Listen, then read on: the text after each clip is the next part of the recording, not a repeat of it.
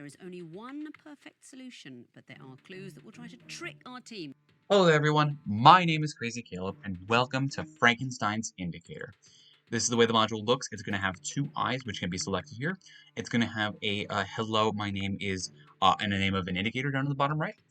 It's going to have a state of a smile, and it will have a little emoji up in the top right, which we're not going to worry about. It's for the bottom part of this manual, which actually has nothing to do with the solving process of this module. I believe it is a way of just determining how the module looks, and if there needs to be some sort of distinction, that would be the way that you would make it clear. Which you also can zoom in on the module, and you can see that the emotes are the exact same thing up in the top right, so you can maybe try and find that one there, but overall, don't really worry about that. So, what exactly is happening here? So, on this module, we have a starting mood, which in this case is represented by the state of the two eyes, and the state of the mouth. So, to solve the module, you have to modify their mood to the target mood while avoiding invalid moods. If you do something which would cause them to go over an invalid mood, they will strike. So, now if we take a look here, this direction table is how we're going to actually move around in this grid. So first things first, let's actually find our position here. And let's take a look. Now, if we take a look here at this section here, there is a lot of similar states that this moods that this mod can be in, so we need to be careful with how we actually look at this module here. So now, if we take a look and we zoom into the module by clicking the table, it will automatically do this for us. We can figure out which one to look at here, and it's unfortunate that we can't actually zoom into the module itself. But from what I'm seeing and just from eyeballing it, it looks like it's definitely not these two, because the mouth doesn't go as far to the left and right, and it isn't as close to the eyeballs as this one. And I'm kind of believing it is going to be this one right here. And that's going to be the starting position that we're going to be looking at here. Now, obviously, one of the things that you can do is, depending on the ending position, you can hopefully move around and figure out where you're at if you want to clear up anything, like moving to a safe spot, for example, would be nice. But that's essentially it. So now, let's determine the target mood, which is going to be what we're going to take a look at here. And what we're going to do is we're going to get the column in the mood table, and by taking the number of lit indicators minus the number of unlit indicators. So in this case, it's going to be 1 lit indicator minus 0 unlit, which is going to be a 1. Now, if this number is outside of the range of 3 to negative 3, add or subtract 7 until it is in range. So in this case, our column is going to be 1. Now, to get the row in the mood table, we're going to take the number of batteries and the number of battery holders and see if it matches any of the number pairs shown. Now, if we take a look at the rows here, we have 4/2, 3/2, 0, 0, question mark, 1, 1, 2, 2, and 2, 1. So in this case, we currently have 4 batteries in 3 holders. This option does not exist on any of these rows here because we have 1, 2, 3, 4 batteries, and we got 3 battery holders. That pair does not exist, so therefore, what do we do afterwards? The number before the slash is the number of batteries, and the number of pairs after the slash is the number of battery holders. If none of the pairs match, use the question mark row. So this is going to be our default option for if we do not have the ability to simply, if we don't have any of these options present. So this is going to be our ending position right here. Now, the intersection of the column and the row is the mood that you need to get to.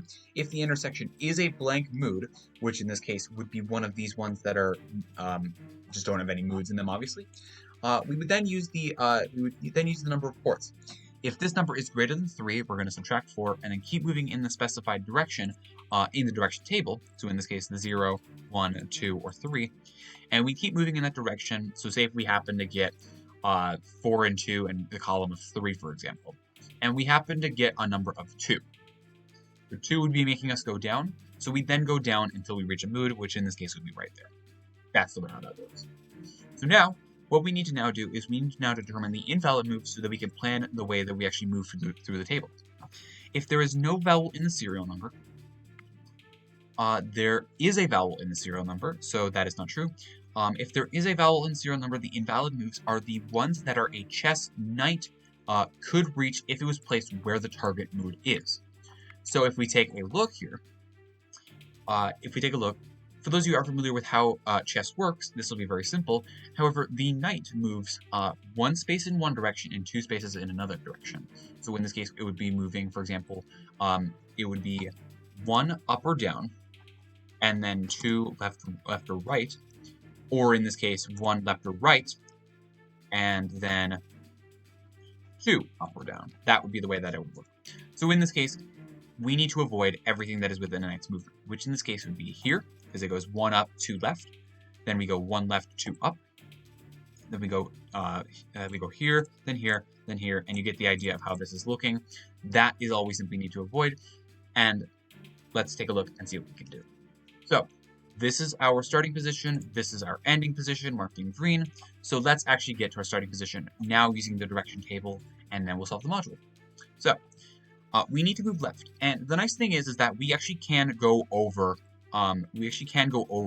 blank cells here. In this case, as you can see, there are two cells underneath each direction in the direction table. To go in the direction, press the I specified by the left cell when the parity of the last digit of the serial number is what the right cell specifies. So what it means by parity is, if we take a look here, if we want to move up, we want to press the right I, in this case being the first bit right here, and we want to press the right I when the last digit of the timer is odd, basically is what it's saying. Very simple. Then in case right even, left odd, left even. So it's a very simple movement. It is going to use the timer. It is actually timer dependent, so just be very careful with that. Now, once an I is pressed, it will keep going in the direction until it reaches a mood which isn't blank. So in this case, we actually have a very simple solution here. So we start over at this one right here, marked in blue, and all we simply need to do is go left twice, and then we're done. So in this case, we need to go left, so we need to hit left even twice. And in this case, as you just saw, the mood does change when you press the button and when you move around in the grid. So it will keep track of what you're doing. We press left even again.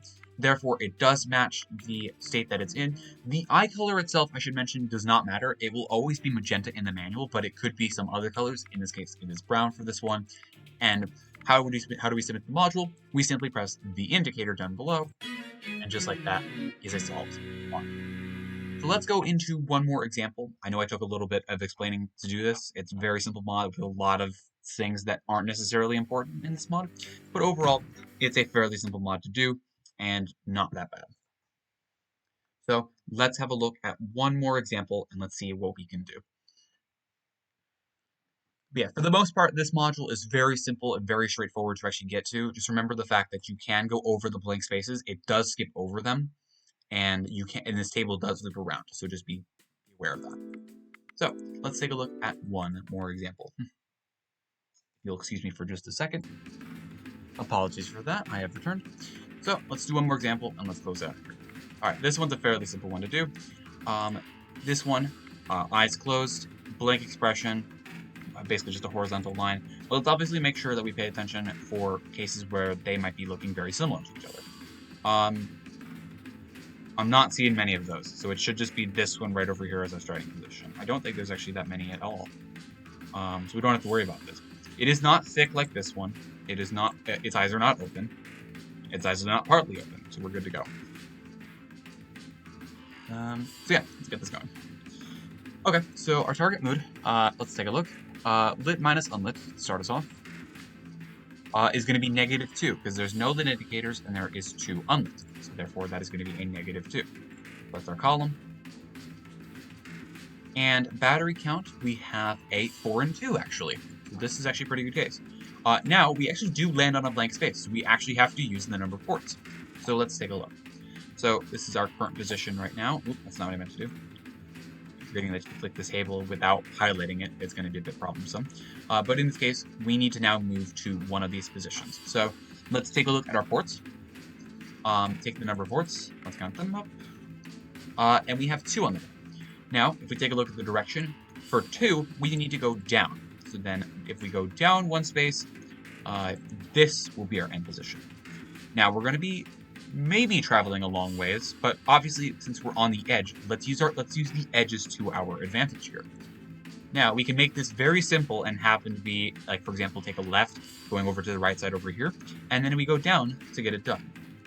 And for the most part, I don't even think we'll actually run into a case where we'll even hit any of the chess pieces, because if we take a look here, a chess bishop is the other option, and a chess knight is, these are the only two options. Bishops, for those of you who are familiar with it, they are diagonal movements. So in this case, we would avoid bam, bam, bam, bam, not including our starting space, obviously, because that would just be bad.